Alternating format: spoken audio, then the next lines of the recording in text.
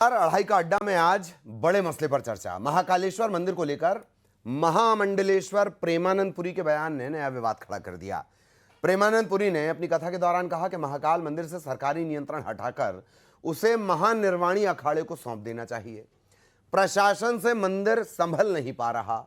उनके इस बयान का वीडियो सामने आते ही महाकाल मंदिर के जो पुजारी हैं महेश शर्मा, वो भड़क गए। उन्होंने न सिर्फ महामंडलेश्वर के बयान की कड़ी निंदा की, बल्कि उन्हें अपने अखाड़े की गंदगी पहले साफ करने की नसीहत दे डाली। उन्होंने ये भी कहा कि प्रशासन मंदिर नहीं संभाल पा रहा, ये कहना पूरी तरह गलत है। उन्होंने महाकाल मंदिर महानिर्वाणी अखाड़े के होने के दावे को गलत बताया। कहा मुगल काल से लेकर अंग्रेजों के शासनकाल और आज तक महाकाल मंदिर की रक्षा पुजारियों ने ही की है। मंदिर पर अगर किसी का अधिकार है तो वो 16 पुजारियों का है। यदि मंदिर सौंपना ही है तो हमें सौंपिए, किसी अखाड़े को नहीं।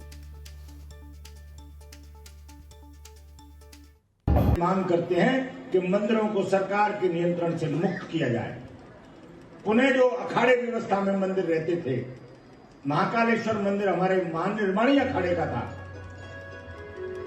तो हमने इसके लिए भी मध्य प्रदेश शासन को पत्र लिखा है कि पुणे महानिर्वाणी अखाड़े को महाकाल मंदिर को संचालन के लिए सौंपा जाए। कोई महामंडलेश्वर है, उनका वीडियो हमने देखा है।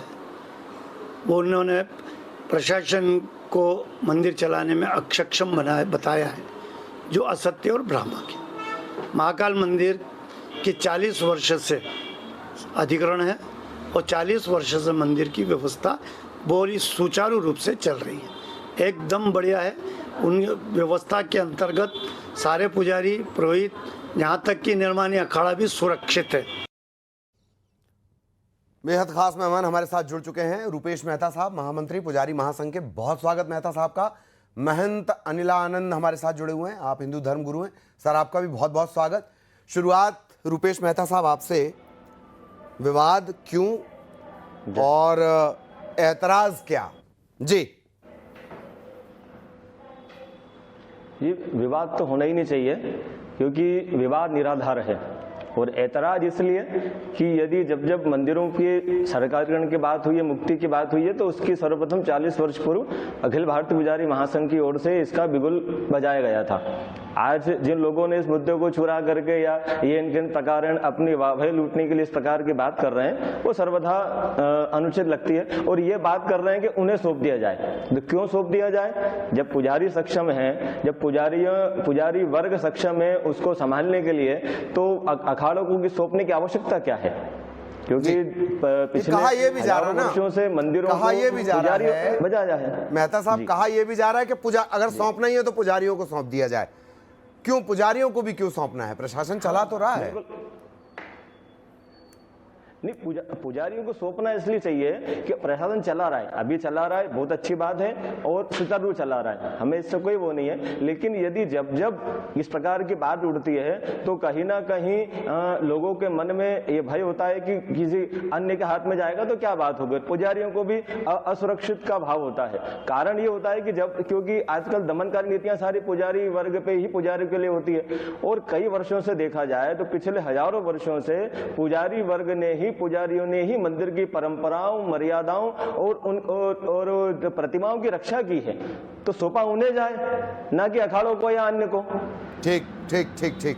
महंत जी भी हमारे साथ लगातार बने हुए हैं। महंत जी, अखाड़े का दावा बाबा महाकाल की संपत्ति पर कितना जायज, कितना सही, कितना गलत?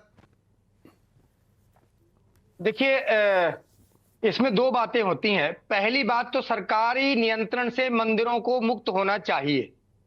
पहला जवाब तो यह है कि सारे देश के मंदिरों को सरकारी नियंत्रण से मुक्त होना चाहिए। ये बताइए मुझे कि हिंदू समाज के सारे मंदिर सरकार के नियंत्रण में है? क्या मस्जिद नियंत्रण में है? क्या मदरसे नियंत्रण में है? क्या गुरुद्वारे नियंत्रण में है? क्या चर्च नियंत्रण में है? जब नियंत्रण में ये सब नहीं है तो हिंदू समाज के मंदिर क्यों? अब बात आती है कि वो मंदिर दक्षिण भारत में, महंत जी, दक्षिण भारत में तो ज्यादातर जो मंदिर हैं वो उनके अपने बोर्ड्स हैं। टीटीडी का अलग बोर्ड है, त्रावणकोर का अलग है। महंत जी, नहीं, लेकिन वहां है वो बोर्ड, सरकार ने ही बोर्ड बनाया है। हम यह सनातन बोर्ड की जब मांग कर रहे थे, जब सनातन बोर्ड की हम लोग भी मांग कर रहे हैं पूरे देश भर में, और वो सनातन बोर्ड में वो सारे मंदिरों को किया जाए, और सनातन बोर्ड के माध्यम से हमारे पंडित पुजारी जो भी जो जहां पूजा कर रहे हैं वहां पूजा करते रहे। वो किसी से कोई सत्ता छिन नहीं रही है, इसमें किसी को घबराने की आवश्यकता नहीं है। हम महेश पुजारी जी से भी निवेदन करेंगे कि भाई अगर सरकारी नियंत्रण से अगर मंदिर मुक्त होता है तो ऐसा नहीं कि आपके नियंत्रण से आप लोग उसमें रहेंगे, क्योंकि आप हिंदू समाज के प्रवर्तक हैं, रक्षक हैं, आप पुजारी हैं, आप लोग तो रहेंगे ही, लेकिन सरकारी नियंत्रण से मुक्त होना चाहिए, हम ये कहेंगे। जी सरकारी नियंत्रण से मुक्त होनी चाहिए। और ये जो नया विवाद है, अब देखिए ना, अभी प्रशासन के नियंत्रण में है तब तक ठीक है, अब पुजारी कह रहे हैं कि हमें दे दो, अखाड़ा कह रहा है कि हमें दे दो, वहां इन्हीं सबसे बचने के लिए तो प्रशासनिक व्यवस्थाएं हैं महंत जी। नहीं, उसमें हिंदू समाज अपना ट्रस्ट बनाएगा, ये पुजारी लोग भी उस ट्रस्ट में रहेंगे और हिंदू समाज का ट्रस्ट उसको संचालित करे। कई मंदिरों को संचालित करता है, इस मंदिर को भी, महाकाल मंदिर भी करे। ये बताइए कि जिन मंदिरों में अधिक भीड़ होती है सरकार उस पर अपना कब्जा जमा लेती है, चाहे महाकाल मंदिर हो, चाहे मैहर का मंदिर हो, चाहे सलकनपुर का मंदिर हो, चाहे ओंकारेश्वर का मंदिर हो, चाहे कहीं रामलीला का मंदिर हो, वहां सब जगह सरकारी जो है सरकार अपना कब्जा जमा लेती है जहां भीड़ होने लगती है। हम ये नहीं कह रहे हैं, हम ये कहते हैं कि सरकारी नियंत्रण से मुक्त होना चाहिए, उसमें हमारे हिंदू समाज का ट्रस्ट बने, ये सभी पुजारी उसमें रहें और ये लोग उसका अच्छा विधिवत संचालन करें। जी चलिए, विधिवत संचालन हो। मेहता साहब जी, जी आपने बात सुनी होगी विधिवत पूरी संचालन अभी भी महंत जी हो की, रहा आपने, है। हाँ प्लीज कंटिन्यू। हाँ, मैंने सुनी है। महंत जी कह रहे हैं कि मंदिरों का सरकारीकरण मुक्त हो, तो ये होना चाहिए, लेकिन यदि सरकारीकरण मुक्त हो तो उसमें पुजारियों की महती भूमिका होना चाहिए, ना कि किसी अन्य की। हमारा पुजारी महासंघ का शुरू से यह स्टैंड रहा है और इसी में हम ये भी चाहेंगे कि पुजारियों की संख्या उसमें अधिक हो, पुजारियों का दायित्व अधिक, क्योंकि पुजारियों का दायित्व पूजन पद्धति से सुबह से भगवान को जगाने से लेकर के रात्रि में भगवान को शयन कराने तक का अधिकार ज्यादा होता है। तो उसी प्रकार से यहाँ पुजारियों का दायित्व भी अधिक होना चाहिए। और रही बात, जैसे महाराज जी ने कहा कि वहां पे हिंदू बोर्ड में मंदिरों को लिया जाए, तो मंदिरों को क्यों लिया जाए हिंदू बोर्ड में? केवल अखाड़े भी लिए जाए, अखाड़े की भूमिया भी ली जाए और अखाड़ों के संचालन की व्यवस्था भी हिंदू धार्मिक संगठन बोर्ड करे।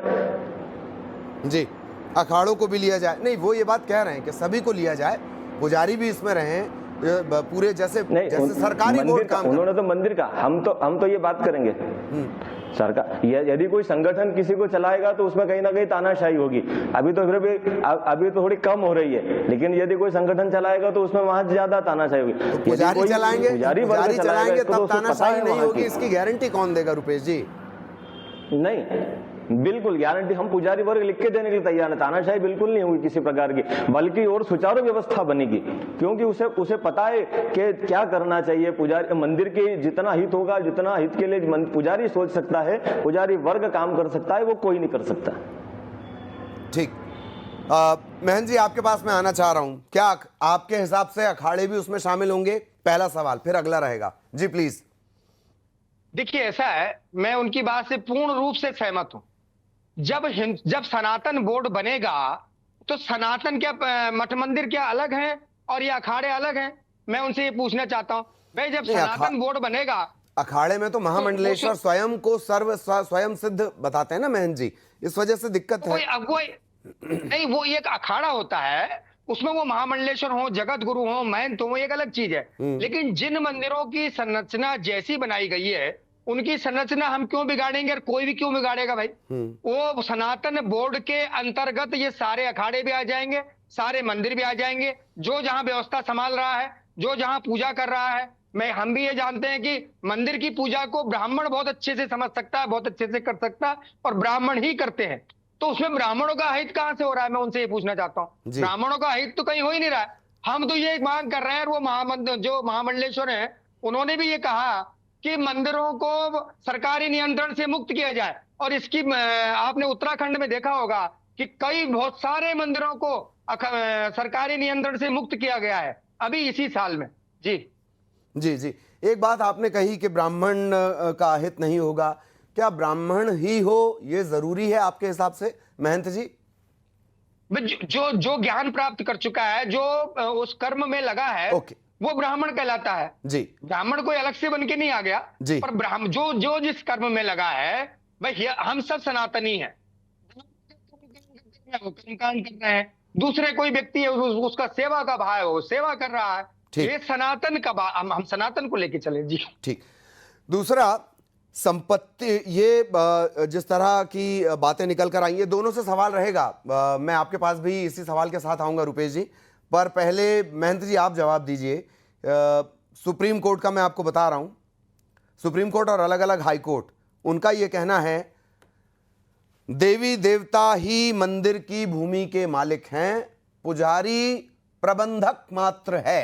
ये सुप्रीम कोर्ट सितंबर 2021 के आसपास सुप्रीम कोर्ट का ये फैसला है। महंत जी पहले आप।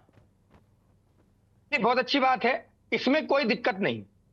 देखिए, अगर सनातन बोर्ड बनेगा तो उसमें हमारा एक स्ट्रेटेजी एक ये भी रहेगी कि उसमें एक सरकारी अधिकारी ये रहे उसमें, चूंकि भगवान, सारे मंदिरों के मालिक भगवान, अगर हम किसी पर्टिकुलर व्यक्ति को उस जमीन को अगर स्थान ट्रांसफर कर देंगे तो वो व्यक्ति तो चौथे दिन बेच देगा। इसलिए भगवान के नाम पे संपत्ति होना चाहिए और हम लोग और पुजारी लोग उसके प्रबंधक होना चाहिए जी।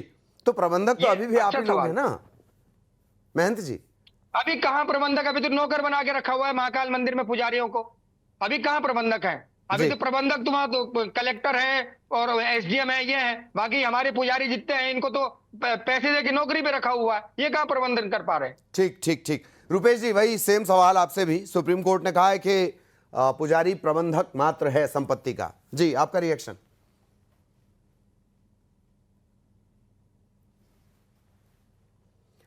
रुपेश जी आप तक मेरी आवाज अगर पहुंच रही हो तो सुप्रीम कोर्ट का जो सवाल मैंने पूछा अभी महंत जी से, वही आपसे भी कि पुजारी प्रबंधक मात्र है।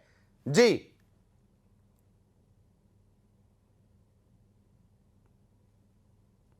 चलिए, कुछ तकनीकी दिक्कत है, वापस तब तक मैं महंत जी से एक बड़ा महत्वपूर्ण सवाल कर लेते हैं।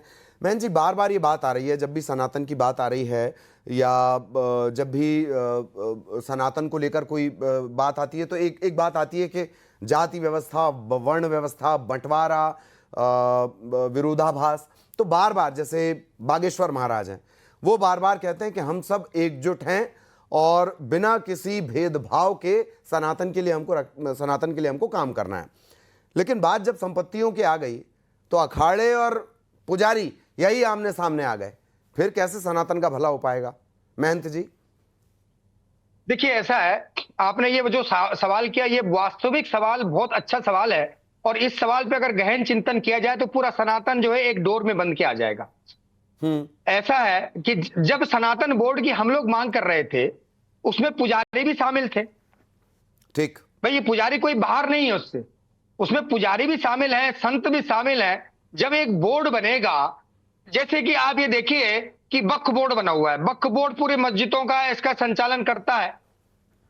उसी प्रकार से हम सनातन बोर्ड की मांग कर रहे हैं, उस बोर्ड में सभी जाति, सभी धर्म के लोग रहे, सभी जाति, सभी पंथ के लोग रहे, हिंदू समाज के सनातनी सभी उसमें रहे।